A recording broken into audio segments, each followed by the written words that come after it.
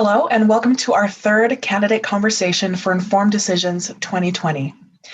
Each major election year, the Hinckley Institute of Politics and Gardner Policy Institute collaborate on Informed Decisions, an effort to educate Utah voters on critical policy issues and to better acquaint them with competitive candidates from key races throughout the state. This year, we are thrilled to also collaborate with the University of Utah Alumni Association. For today's candidate conversation, we are joined by two of the candidates for Utah Congressional District 4, Republican nominee Burgess Owens and Democratic nominee Congressman Ben McAdams. Ben McAdams served as Salt Lake County mayor before being elected to Congress in 2018. In Congress, McAdams has worked to prioritize access to health care and online safety. He identifies as an independent voice who puts partisanship aside while putting country and Utah first. Burgess Owens is a former University of Miami and NFL star. Since retiring from the NFL, Mr. Owens has devoted his time to mentoring and improving the lives of the next generation of leaders. He identifies as an outspoken advocate for conservative values and is a commentator on Fox News. We would like to thank our streaming sponsor, AARP Utah, and media sponsor, KCPW, to ensure these candidate conversations are live streamed, recorded, and broadcasted for the greater community. And with that, I'll turn the time over to Jason Perry, our moderator. Thank you, Ann, and welcome everyone to Informed Decisions 2020. I'm Jason Perry, the director of the Hinckley Institute of Politics. Every election cycle, we team up with the Gardner Policy Institute to talk about the issues that are top of mind for Utahns. A policy brief is issued on those key issues, taking no sides, but talking about the policies themselves. And we'll spend a lot of our time with these candidates today talking about those particular policies. Of course, for those of you who are following online, if you have a question, please just type it in the box and we will attempt to include your question as we go forward.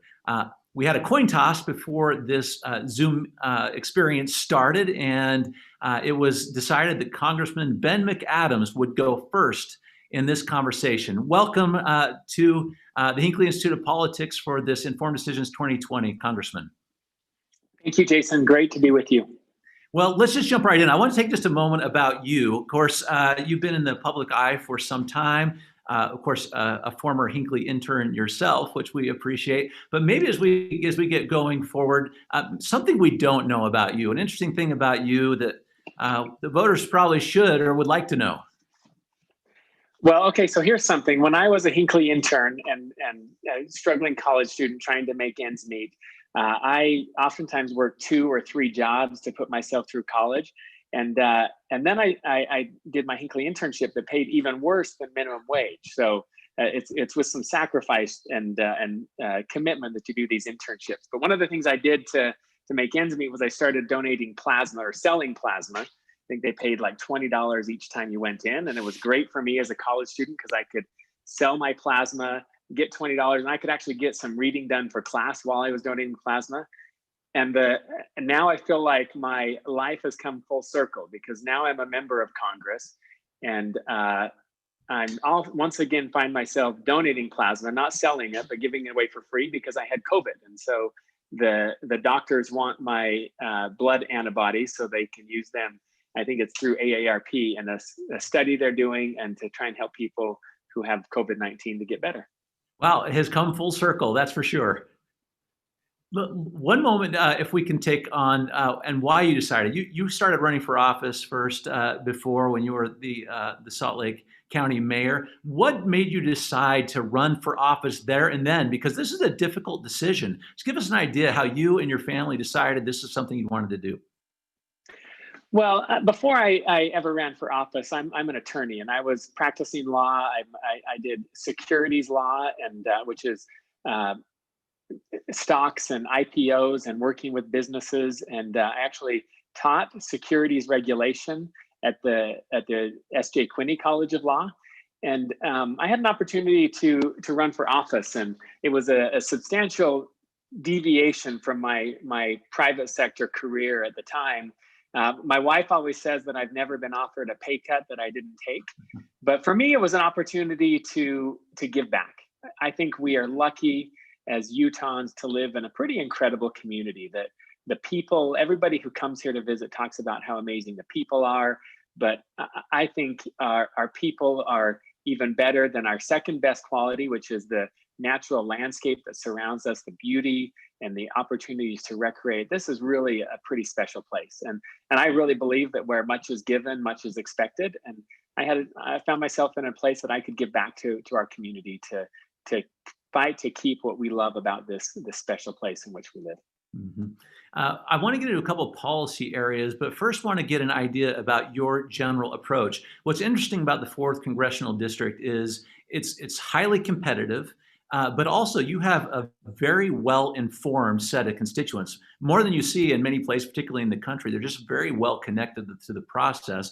When you are approached about a bill or about a policy right now in your position, just take a second about how you approach that. How do you decide what the right policy or approach is given a varied set of interests in your district? Well, first of all, I think good policy starts with listening. And I am somebody who's always had an open door. I take the time to meet with my constituents. I host public meetings and town hall meetings. And I want to know how a particular policy that's being considered, whether it's here in the state of Utah or a policy that's being debated in Washington, I want to know how it's going to affect people on the ground in Utah. And as I hear stories of people, it really helps me to know what they want me fighting for. My job title, I'm Representative Ben McAdams, but I also think that's my job description. It's to represent people here in Utah. And when I'm doing that, I hear stories like from a constituent of mine, Camille, who has a son with a pre-existing condition. And Camille tells me about how hard it is for their family to afford the expensive medication that they have to pay for every month. And as they're struggling to make ends meet, and both Camille and her husband work very hard and most of their discretionary income, probably more than their discretionary income, goes toward paying for medication to keep their son alive. And all the while they're fighting insurance companies and fighting murky areas in the law to keep access to their health care. And as I hear their story and how hard it is for them to be able to provide for their family and also provide for the health of their son with this illness, I know that it's important that as a member of Congress, I do everything I can to make sure that people have access to quality healthcare, that no one is ever denied healthcare because of a pre-existing condition, that people are able to afford healthcare, that the cost of prescription drugs have gone up so much in recent years. We've got to have solutions to bring down the price of prescription drugs. And if we want policies that are going to help people here in Utah, like Camille, like Mindy is another constituent of mine who has a 20-year-old son with diabetes, and they struggle to afford his insulin. I know that we've got to do it in a bipartisan way. We've got to work, Republicans and Democrats have to work with the president to get legislation that's going to impact people's lives. And so that's how I approach problem solving, is to listen, to hear what's important from my constituents. And then I work to find solutions, not talking points that you can take on cable news, but solutions that can get an agreement from Republicans and Democrats, House and the Senate, and ultimately signed by the president, because the cost of failure means a real impact on people like Mindy and like Camille. How has that changed given the realities of COVID-19? There were days when you just come face to face with those people, you'd have the town hall meetings. Can't do that so much now. What's the most effective way for you in your district? Yeah, well, we still try to reach out to my constituents. We've been doing actually a lot of Zoom meetings, and we found that they are effective. I think nothing replaces the in-person stuff, and I miss that and look forward to getting back to where we can shake hands and engage one-on-one and look people in the eye and hear their concerns. But we're not in a place we can do that right now. And so I try to set a good example and do what's right by following the guidelines of Governor Herbert and our public health officials to also limit public gatherings that we host. So we do a lot by Zoom, a lot of conference calls and teletown halls. And we found that's an effective way to to continue to hear from people, to let them know what I'm doing as their representative, so they're informed about the hard work that I'm doing, and then to solicit input from them about what's important and what they want me to do. And it's in some of those calls that we've held over the last few months during COVID that I've heard from like small businesses who just are struggling to keep their doors open with the economic slowdown that's happened because of COVID. A lot of families are really struggling. They're feeling a lot of hardship, and a lot of businesses that they may be open today, but the traffic through their doors just isn't what it was just earlier this year, and they're struggling. And so we've been able to push forward things like the PPP, the Payroll Protection Program, to help those small businesses continue to make ends meet and to put money in the pocket of their employees. We heard from small businesses that the PPP was complicated. And so we went back and we were able to simplify that and again, a bipartisan agreement that got the signature of the president to streamline that program a little bit, to again help to get resources to those who needed it. I also, in one of those calls, heard about the money was running out and small businesses who had applied for it didn't get the funding. And then I was reading in the news that large businesses like Shake Shack or Ruth's Chris Steakhouse or even the LA Lakers had gotten millions of dollars of these loans that were intended for small businesses. And so I fought for disclosure of how those dollars were spent. And it was pulling teeth at first. We were pushing on Treasury and pushing on the SBA to disclose who the recipients were of those loans, because I think the taxpayers deserve to know where their dollars are being spent. And we ultimately got most of what I wanted. They disclosed those who received loans of over $2 million. I wanted to see and I still want to see everyone disclosed, but we got disclosure of those who received over $2 million. And what we saw happen is some of those businesses decided to give the money back. They felt ashamed that they had taken money that was intended for smaller businesses. They gave it back, and we were able to get that money reprioritized to the small businesses who really needed it. So, we've had a lot of good feedback from my constituents, and I really feel that listening and being accessible helps me do my job of being their representative. Mm-hmm. I want to pick up on a couple of those key points that you mentioned in terms of the policies, but by way of an introduction to those things too, as the Hinckley Institute has done some polling in your district about the issues that the voters there are most interested in. The question was about the factors going into their vote for people who are leading the United States, talk about the president in particular. But as we talk about those particular items, they have a nice reflection on what is most important in your district. 40% of the people in the 4th Congressional District said the economy was their number one issue, followed by COVID-19 was at 19%, healthcare. All these were in the comments that you just said. So I want to go through those for just a moment, a little more about the threads that you had talked about. Let's talk about COVID-19 and the economy, because they are connected. You just mentioned a couple items. There's been some discussion about whether or not there should be another package, some kind of stimulus package from the federal government. What do you think about that, one way or the other, and why? Well, I think you're right, Jason. First of all, they are very much related. I had COVID-19, as everybody knows, and I spent 8 days in the hospital struggling to breathe. I know how serious this virus is and how important it is that we come together. We can get through this, but it's going to happen because we come together as a community. The virus doesn't care if you're a Republican or a Democrat. The virus, we know that certain people are maybe more at risk, but I'm 45 years old. I'm relatively healthy, and I don't have any underlying health conditions. And as I said, I spent 8 days in the hospital struggling to breathe. So this virus is hitting all of us hard. And even if you haven't come down with the virus, we all are feeling the economic weight of it. So I think there's work that needs to be done. Early on, Congress came together, as I mentioned, with the CARES Act. That included the PPP, the Payroll Protection Program that I talked about, came forward with a plan that we put the health and well-being of the American people, or lives and livelihood of the American people first. And we got legislation done that threw a life preserver to people who really needed it. Unfortunately, Washington then fell into partisanship, and disagreement between the House and the Senate, between Republicans and Democrats. And I think they failed to come forward with additional proposals that can get the help to the American people. And I think that's wrong. I've been somebody who all along has called for Republicans and Democrats to put partisanship aside, to come to an agreement, to recognize that there's nobody's going to get 100% of what they want. The American people should come first, not partisan interests, and we need to get a deal done. And one of the first things I did when I was elected was I joined a group called the Problem Solvers Caucus. Problem Solvers Caucus, in order to join, you have to join together with somebody from the other party.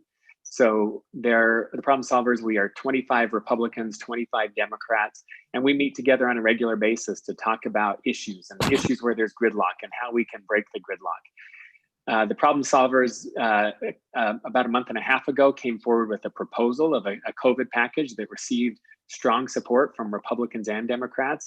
We all hoped that this would break the logjam and restart talks. And talks did restart. Unfortunately, we've seen those talks have been on again, off again. And we're to the point right now that Pelosi and Trump don't even speak, and talks are stymied again. And I think both parties have let down the American people.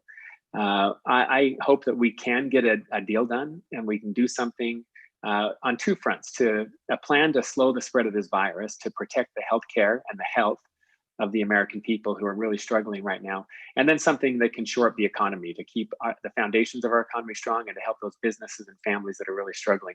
We need a deal. Now, I would also say, and I need to say that the Democrats in the House passed a package early in the summer. I voted against that.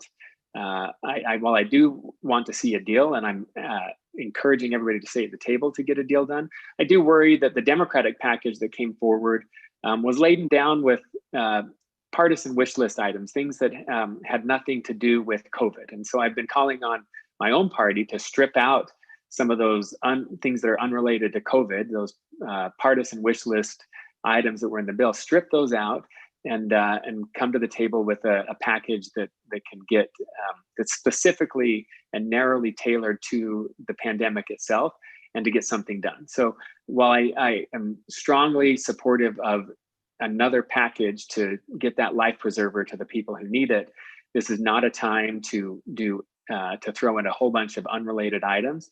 Anything we spend today is going to have to be paid for sooner or later. And so, to me, what also weighs on my mind is addressing the crisis that we're in the present, but not forgetting the long-term priority of fiscal responsibility and that we have to act in a way that is fiscally responsible. Are those a couple of things? So I'm just kind of curious what you think would get your support in that too, because it does happen all the time in Washington, D.C. People are putting ornaments on the tree that don't necessarily belong there. What are a couple of those just key principles? You talked about those long-term economic principles also, but what would the ideal package be and contain for you? Well, I mean, I hate deficit spending. I think the first bill I introduced when I was elected was a legislation to amend the Constitution to require a balanced budget. Fiscal priority is an enormous priority of mine, but I think we have to acknowledge that in the middle of this crisis, standing on the sidelines and watching the economy go off a cliff and crash and burn would be terrible for the deficit. So we have to respond to this crisis. Just like if my home got a leak, I'd have to fix the roof because the damage would be worse if I didn't do anything. So I recognize that right now we're in a crisis. We have to take steps to move forward. So I do support moving forward, knowing that it's going to cost some money. But I think we need to be conscious and spend what's necessary, not, as you said, those Christmas tree items, but some things that get my support. I think we need another round of PPP, the Payroll Protection Program for small businesses. I hear from businesses on a daily basis that are really struggling right now. And I think that PPP can be narrowly tailored. I would want to make sure that we close any loopholes, so it's not going to well-connected large businesses like those who got it last time around. I would want to bake into the proposal transparency and accountability so that we're not having to pound on Treasury and the SBA to get disclosure.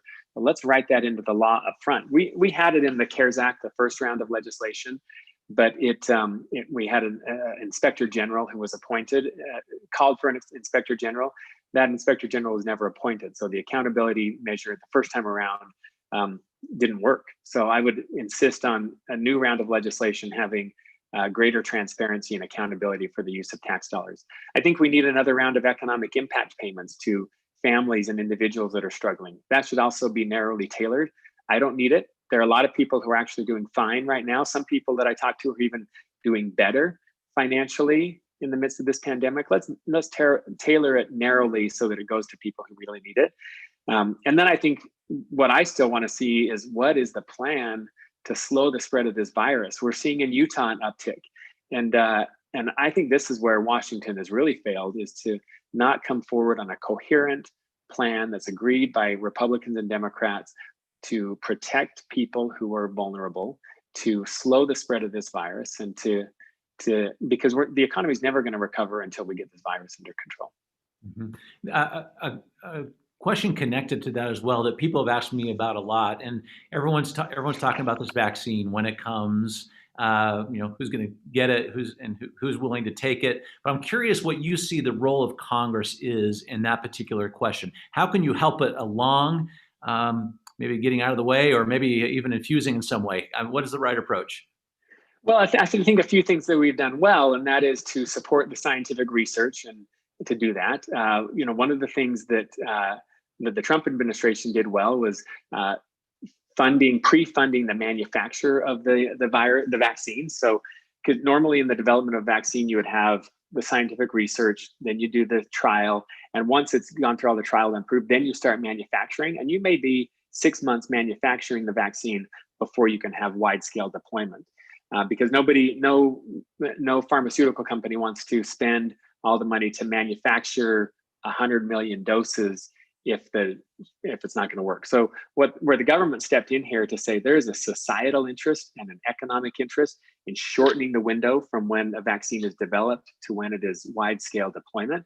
And so we said, look, we'll pay for it. And if the vaccine doesn't work, then no one's then the company's not on the hook. I think that helped to shorten the time frame for bringing that vaccine to market. That was something we did well.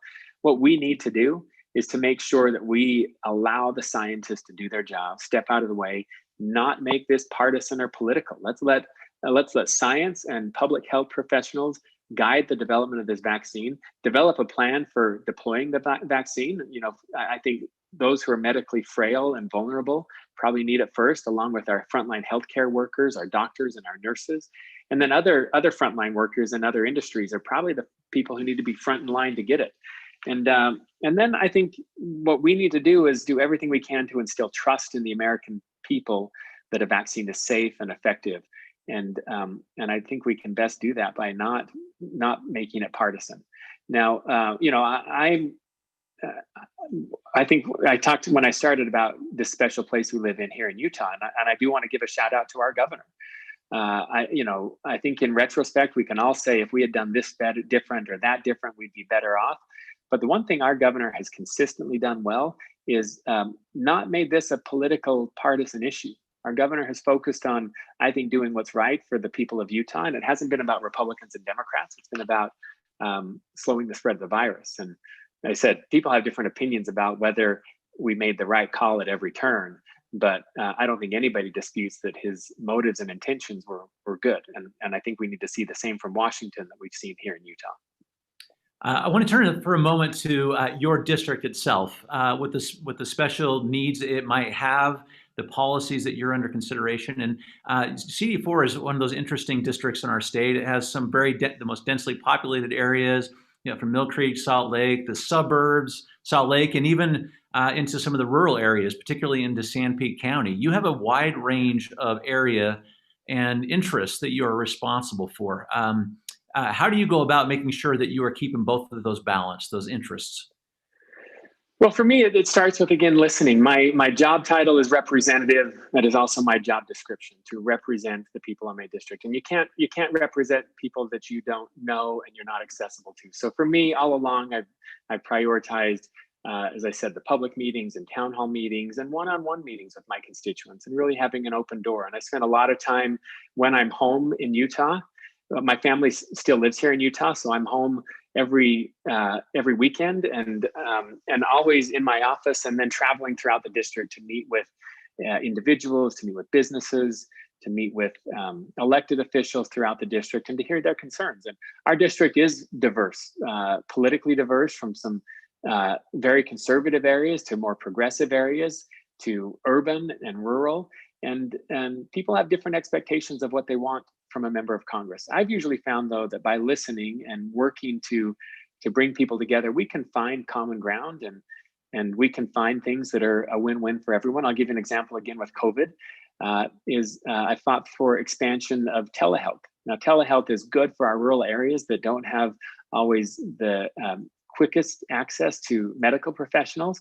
Telehealth has also been good now in urban areas because people are able to have medical consults without having to leave their home if they're worried, if they're medically frail or otherwise. And so we found that deployment of broadband. I have 4 kids in school here in Utah, and we are entirely online learning right now. And we're fortunate to have good broadband access where we live, but this virus has laid bare for us some of the discrepancies, whether it's rural areas or low income areas here in Utah, where people just don't have the same access to education and learning or medicine. And what I've really found is that there is actually, as you listen and to people and their concerns and take a deep dive into the challenges we face, you can usually find some common ground and common solutions. What do you think the number one issue is in your district that you are trying to address? Most certainly right now, I would say healthcare and the economy, and they are related. Our economy is not going to fully recover until we have the virus under control, and people are really struggling right now. People are hurting, and there's a lot of financial hardship and fears for people's health, and certainly that's I think the thing I hear about the most. I want to get to a couple of things happening in Washington, D.C. A question from someone watching right now, Congressman.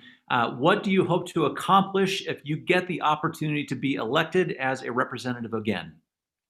Yeah, well, let me tell you a few things that I've been working on. First, some issues that are really specific to Utah, which is air quality, and working to identify solutions and things we can implement to improve our air here in Utah.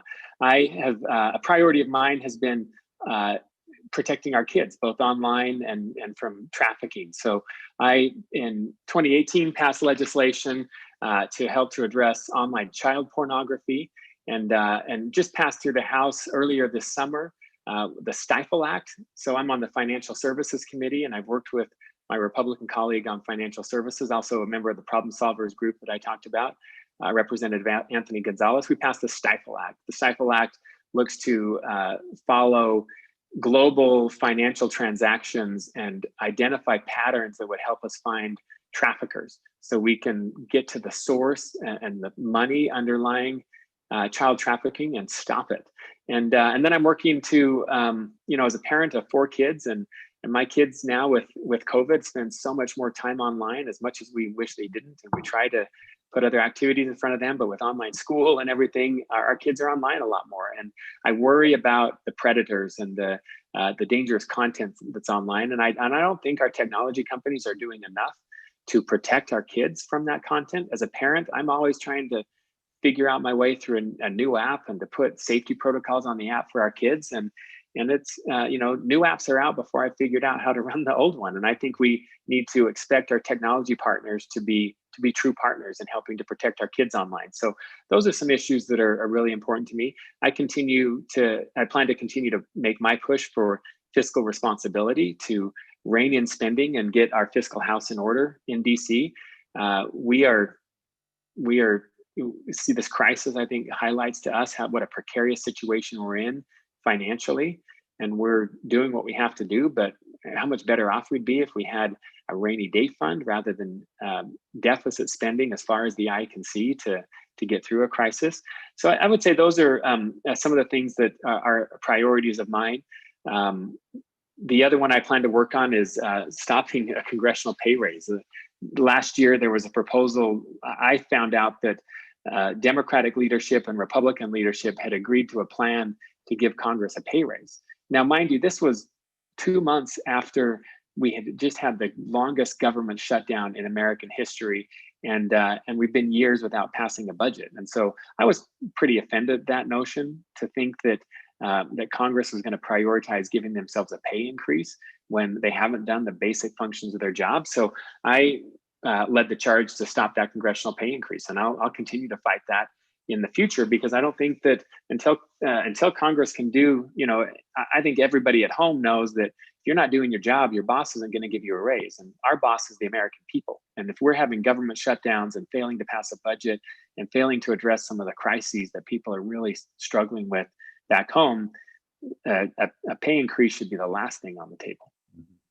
Maybe we can end, Congressman, with just one small point from this statement from Mitt Romney yesterday. It goes to what your last comment was, and this as well.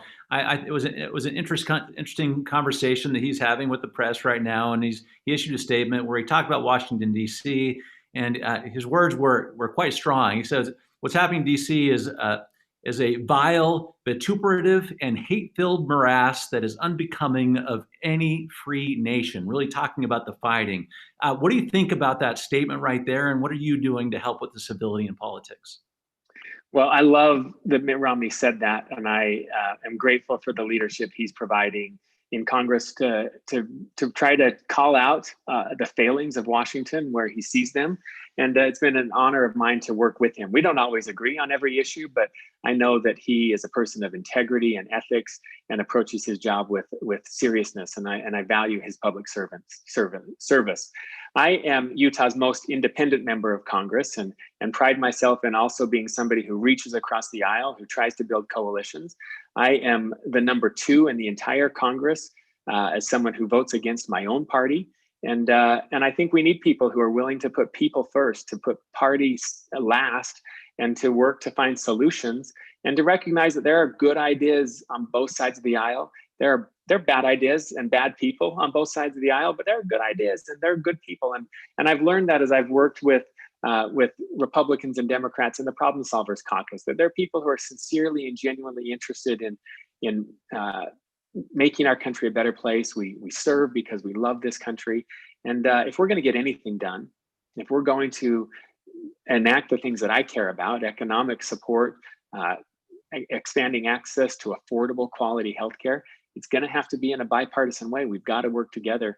And I think that's what people hired us to do, is to put, we work for the American people. My district does not belong to the Republican Party or the Democratic Party. It belongs to the people of Utah. And I know who my boss is, and I will work with them, for them, and we'll work across the aisle with Republicans and Democrats to get my job done.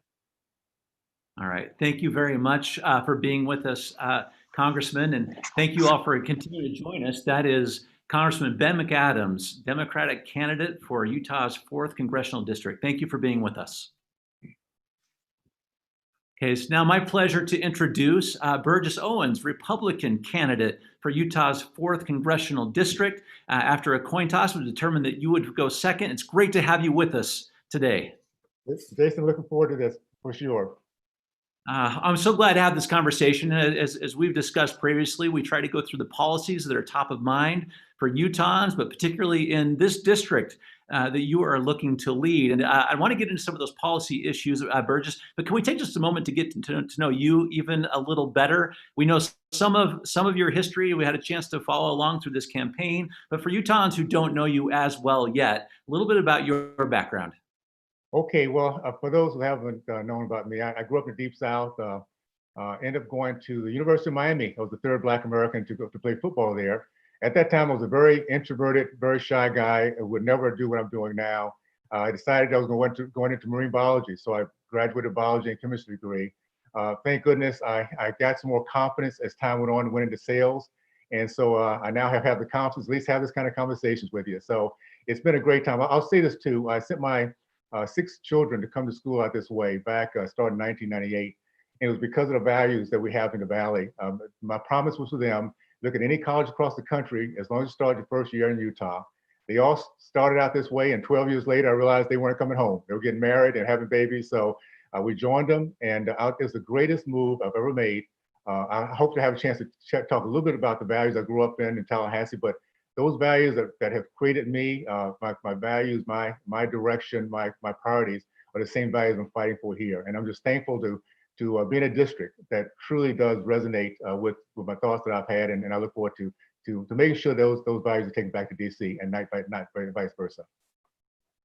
You mentioned that this is not a position you thought you might be in one day, and it doesn't come without a whole lot of self-reflection and conversations with people you trust. So let me talk about that for just a moment. Why did you decide to jump into politics now, and particularly in this district?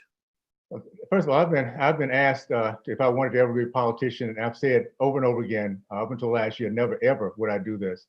But my mission when I left NFL, I left at the very top of my career as an All-Pro going into a free agency season.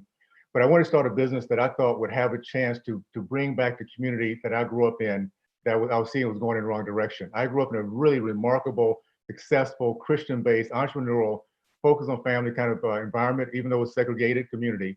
And I saw we were losing that. So 30 plus years ago, I decided to leave the NFL to do that. It took me a while to come to Utah.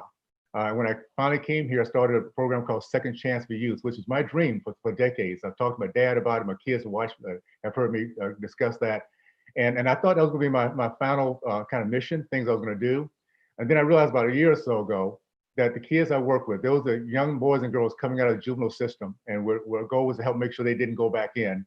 They don't have a chance as long as the Democrats hold on to this, continue to hold on to the House and continue to have the policies that that's been part of the process. And I'll say this, Jason, this country is the direction of those at risk are really predicated on the policies that they have to deal with.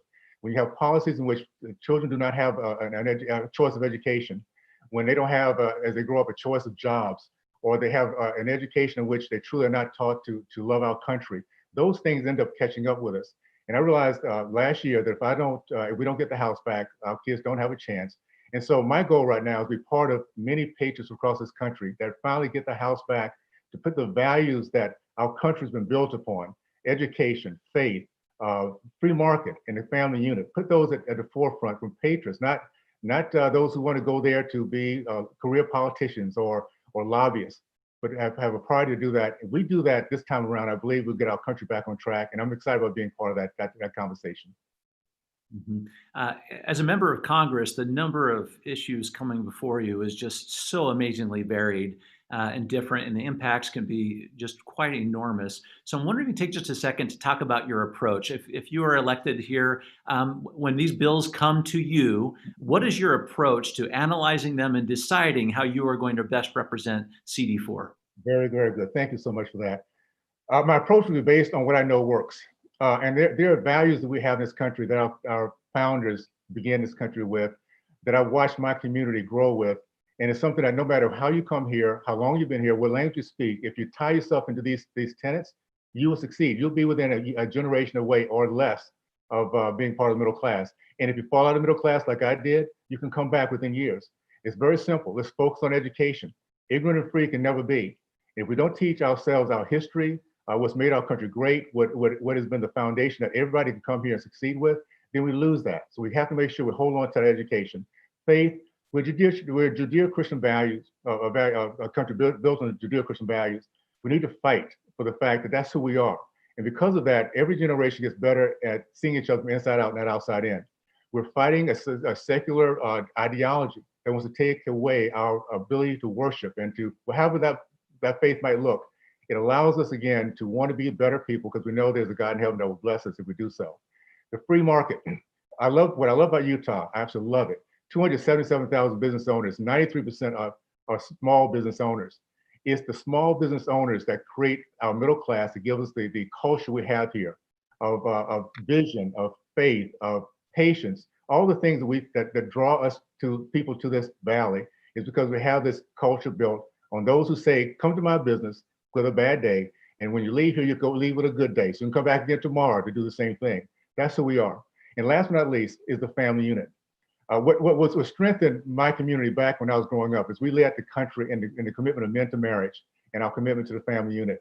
We've lost that. So I'm here to serve kind of as a warning buoy.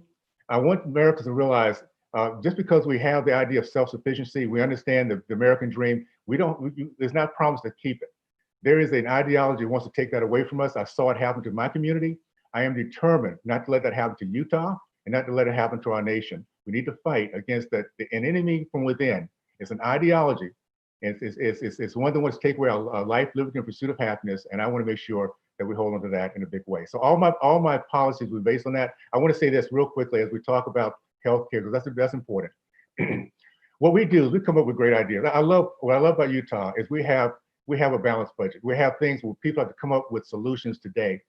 We're in the state here that actually has it's House Bill 207, in which we have there's a copay for those who have problems with diabetes. That with a copay of $30, you can get, even if you don't have insurance, you can get that kind of medication. That was this year that our House representatives, our legislators got that together. So we need to be proud of our representatives that come up with solutions like that. And therefore, we don't have to be concerned about things like the pre-existing conditions that so far has been talked about. I am a cancer survivor. I have a daughter who has sickle cell trait. I have a granddaughter who has cerebral palsy. Guess what? We now have an executive order by our President of the United States that makes sure that will be in place. That's a policy for our nation. We have both the House and the Senate that's passed legislation that's going to protect that. So I would say this: we need to be looking forward in a positive way, in the way we all do it, with optimism. Let's not let fear drive us and get us and go in a direction that this is just not the American way. So I hope I answered that. A long answer to a short question, but I hope I came to that conclusion, Jason. Yeah, it's good, because I'd like to dive into a couple of those policy issues that you identified there as well. As I mentioned in the first segment, we've done some polling in your district. We're talking about the issues that are most important, particularly as people are thinking about the President of the United States, but there are issues that resonate throughout your district, in the 4th Congressional District, and they are these, because they're tied to the things that you were just mentioning. 40% of your constituents would say that the economy is the most important aspect. Related to that, 19% COVID-19 and the response from the country to that, and 12% connected to healthcare as being the top priority. So these three things are completely connected, and you mentioned those just a moment ago. So I'd like to dive in to those for just a moment. And first, starting with the economic crisis.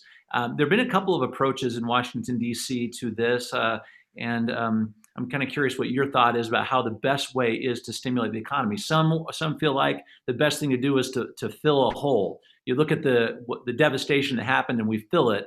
Some also have sort of an idea that what we'd like to do is just add the stimulus. We'd like to jumpstart. Do either one of those particularly appeal to you? Maybe a combination, just whatever you think. Okay, first of all, we do need to jumpstart. We didn't come through a depression or recession. We came through a suppression, in which we were told to shut things down. We had big dreams of coming to a great year. So we have to make sure that those who are in need targeted in a way that those, first of all, running businesses, because the business owners is going to be really the catapult of making sure this all happens. And I can't speak enough high about that, because again, this economy, that Utah's economy has come back very strong, because we have businesses that actually sit down and figure out how can we make sure that people feel safe as they come into my environment, and that they continue to come back again. So we need to make sure that a lot of decisions the business owners are put at the table. We need to make sure that it's targeted, so that those who, the PPP was a great idea. Unfortunately, and this is what we're dealing with in DC, Nancy Pelosi held up the PPP the first time for 2 weeks, because she wanted other things to be put into the plate that had nothing to do with COVID. She demanded that we have a $600 added addition to the unemployment, which at the end of the day, if people are paid more not to work, we don't work. Work is what makes us tick. That the feeling of worth to something that somebody else. And we need business owners to have the ability to go out in the marketplace and find people who want to come back to work with them. So we have to make sure that we don't allow things like those kind of issues that are being put into the last one with Pelosi, that literally just slows our economy down and not allow us to grow as fast, not to let that happen. Meanwhile, we have some businesses that are doing very, very well. So they don't need the PPP. But we do need to have that little on-ramp, and then get out of the way and allow business to go to work. I think the biggest thing about Warp Speed is a prototype of what we can do when we take away the regulations, we take away the bureaucracy. We literally had business running the show with government backing them up and supporting them instead of vice versa. We had, within 9 to 10 months, the potential of a vaccine that takes years or decades to come through. If we were able to do the same thing with our economy, take away some of these regulations that have been holding us behind. Construction is a great idea. How about what President Trump did is took away 22 regulations for everyone they added on to. Imagine if they were to do that to construction here, the housing problems we're having would not be as strong as this, because we'll have a lot faster production and a lot cheaper production. So we had to come together with some better ideas when it comes to this. And meanwhile, let's make sure that those who need the injection to get started now, get going, get out of the way for government, and let's not put things in place that's going to slow us down versus helping us to move further faster. So it sounds like if you're elected, you would support an additional stimulus package of some sort. And I think you just gave us a flavor of it, of what you would want, but maybe just identify one or two things that would absolutely get your support in that stimulus package. Well, for sure, the PPP. And again, it really does come down to targeting. We now know from what we just had a chance to go through, what industries have been taking off and doing pretty well. For instance, in Utah, it's hard to believe, and I'm in Nashville, Tennessee right now. You know, the industries that kicked off very well, that never slowed down, was construction. It's amazing. They continue to grow at a pace that nothing else came close to. So we need to make sure that those industries, they don't need the support that the hospitality industry might need, for instance. So we have to target that.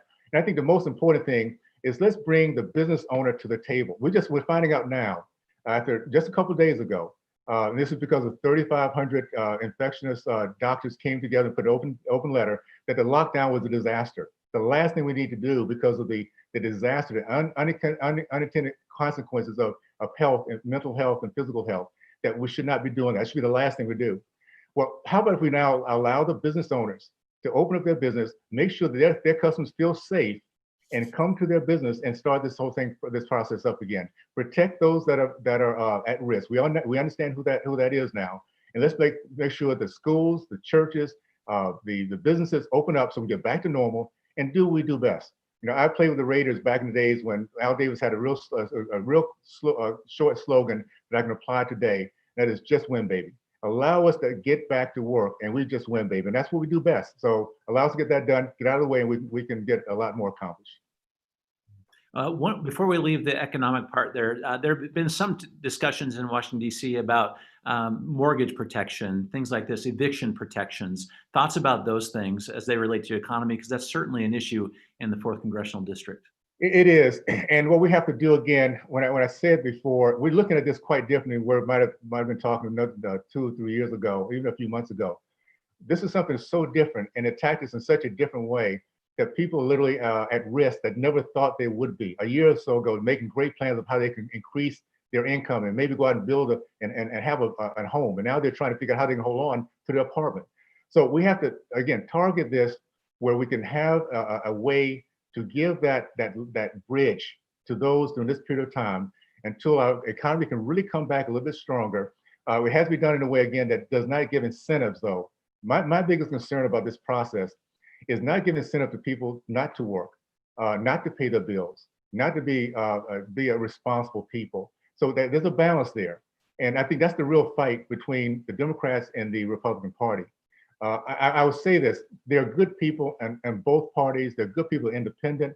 Let's understand, though, that there's a party, the Democratic Party has an ideology that is not congruent with District 4. We don't believe in no limit abortion. We don't believe that God should be kicked out of everything that we do. We believe in choice for our kids. The Democratic Party, it goes against every single one of those things I just mentioned. We believe in capitalism. We believe that people should have a business, hold on to their income, and reinvest or pass that down to their kids. There's another party that does not believe that. So just know that as we vote for this district, and I'll say this real quick, Jason, this district between 1 and 3 of must have of both sides. The Democrats must have it. And I'm gonna say this because of the leadership I see in the Democratic Party. They must have it for their power and their chaos that is going on right now.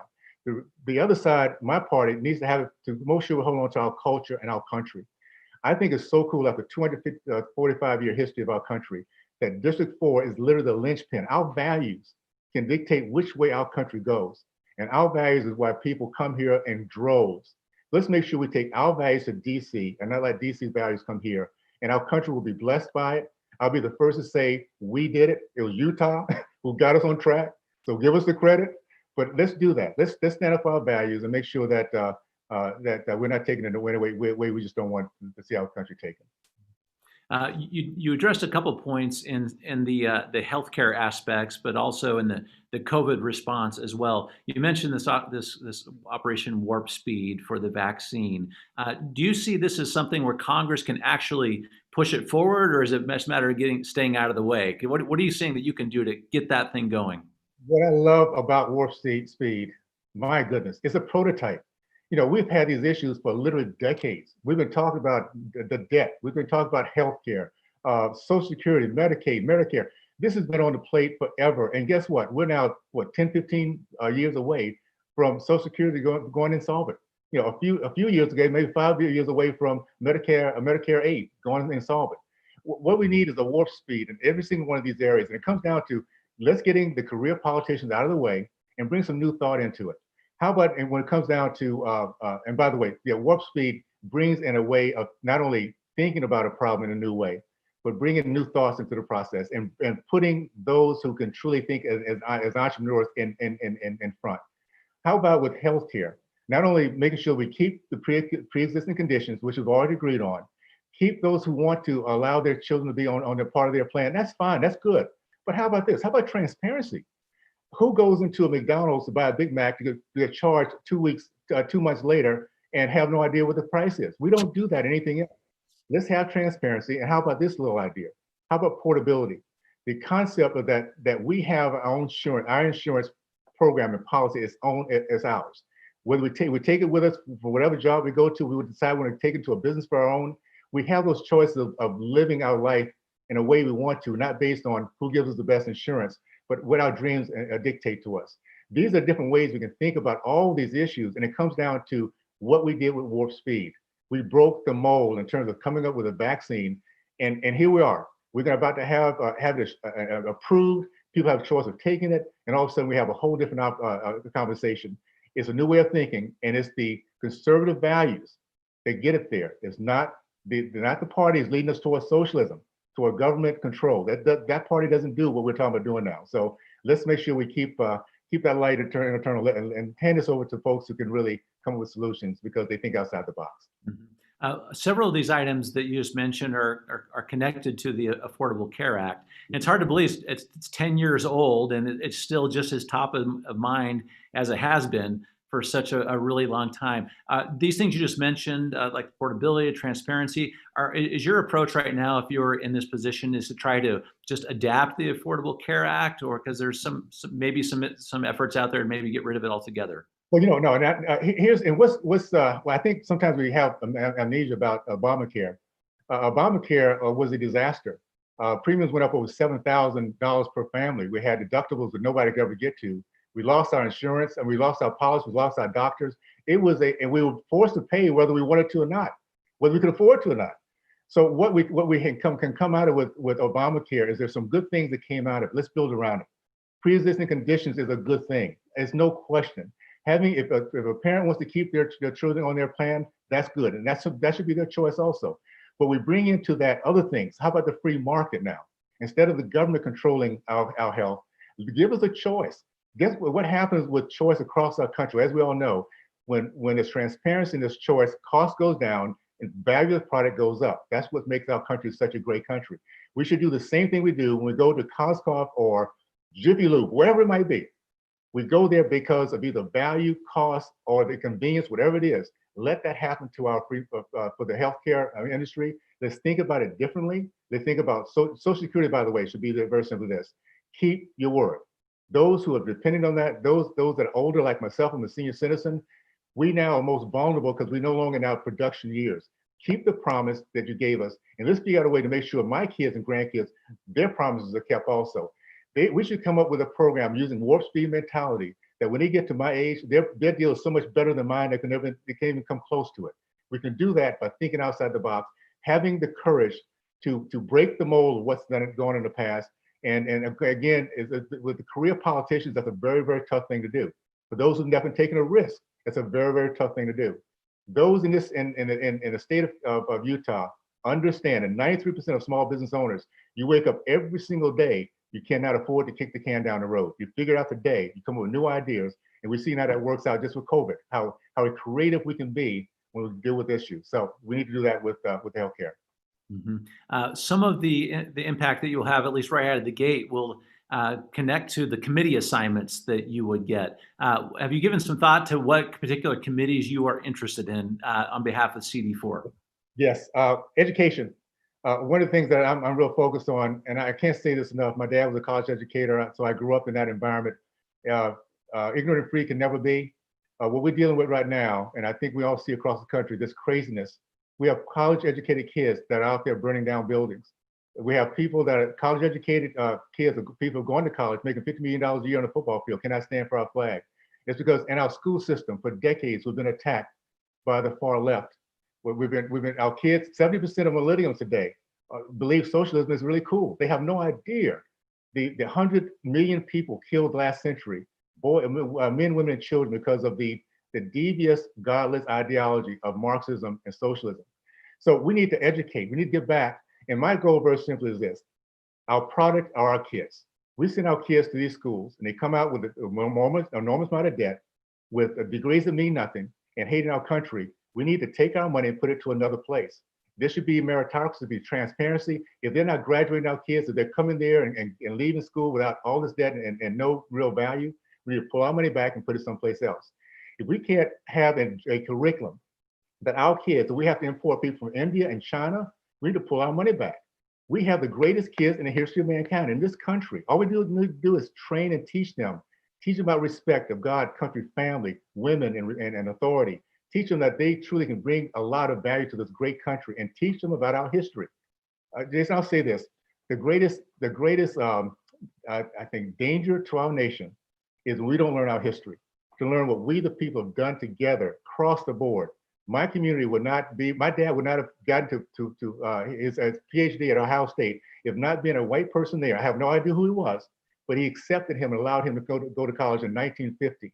We have had this interaction with people across the board, all races, all colors, and we need to focus on what we've done together versus this notion that because of our color, we should either be angry or apologize. That is the worst place of racism, and that's not our country. We're better every single generation. So education will be top. The next one will be business, business and labor. I think at the end of the day, our culture is defined by those who get out there, take a risk, fall flat on their face, get back up. They get back up humble, more humble, but they're dedicated to their dreams. And because they are, they can pass that legacy down to their kids. So I want to make sure regulations are being eliminated, that we can compete against the big stores. There should not be a monopoly in our country when small businesses can actually get out there and compete and give a better service. We need to make sure that they're kept safe, and that those who are making their money through this risk process can keep it. We're not entitled for somebody else's risk, somebody else's effort and blood, sweat, and tears.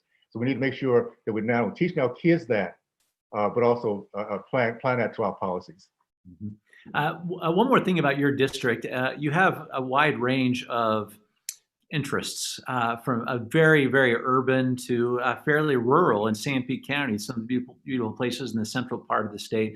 What is your thought about how you make sure you represent both those interests? Because they're not always completely aligned. And that's what I love. I have loved this last year because I had a small niche, a slice of what Utah was about, and I just love the fact I've met people up and down the state. What I would suggest for down south is that there's been a land grab for decades. There's over 3 million acres that now has been set aside as an executive order by 2 presidents, in which it's monuments. There's nothing we here have decided to do. They've set it aside because it's the way that the government does. Washington, D.C., they decide for us what lands need to be set aside and cannot be touched. We lose revenue, we lose business opportunities.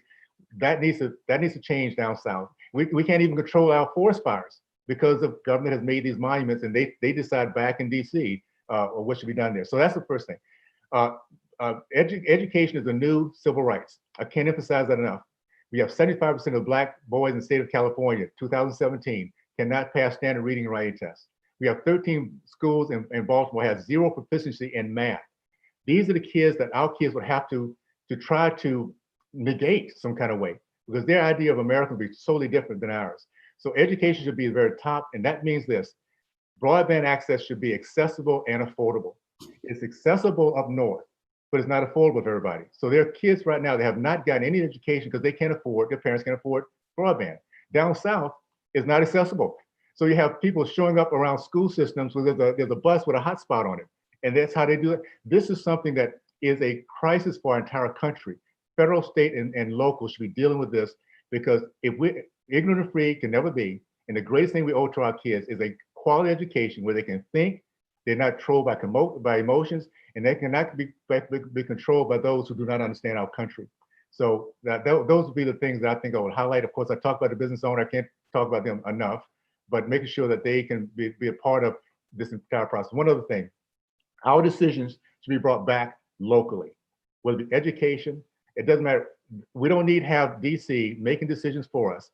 What Bureau of Land Management did very simply, they took that from DC and put it into Grand Junction, Colorado. It's closer to we the people. They now understand what it truly is to have that process going on, and they're bringing revenue to that area. Let's look at all of our departments that way. Where can we set them so they can truly relate to the rest of us, and they're not making decisions for us that has nothing to do with our desires, our goals, and families' decisions about their kids. That's going to be very, very, very, very important in this process.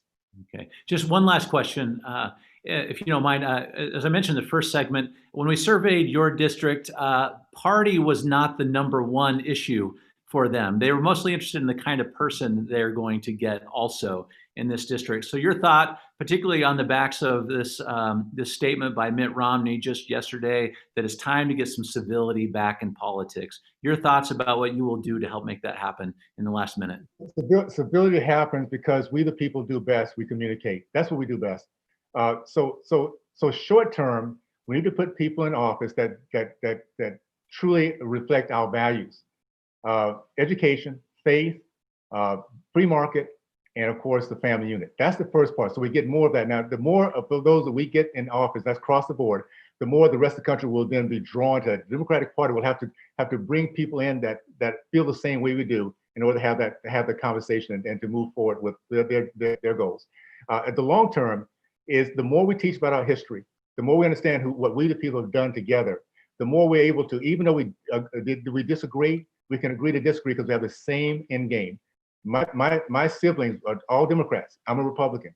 We love each other. We have great debates, but our end game is the same. That's because we have the same basic information about what our country is based on. So there's a long term, which makes sure our kids understand and can think and be proud of who they are, so we can have conversation no matter where we stand. In the short term, let's make sure that the Republican Party gets back to House, my friends. We need to put patriots in there that can work with the president and the Senate to make sure those values I just talked about are adhered to, and we not only can take our values back to DC, but bring them back here. All right, that's going to be our time. Thank you so much for this conversation today. This is Burgess Owens, Republican candidate for Utah's 4th Congressional District. Thank you for being with us. Thank you, Jason, very much. And thanks to all of you who are watching this candidate conversation. It's so important to understand the issues. It's so important to understand these candidates and their approaches. And we've got a great view of these 2 great candidates today. We're grateful for them. And for all of you, no matter what side you fall on the issues or the side of the party, it's important that you stay engaged, show up, vote, be part of the process. Thank you. And thank you all for being with us today.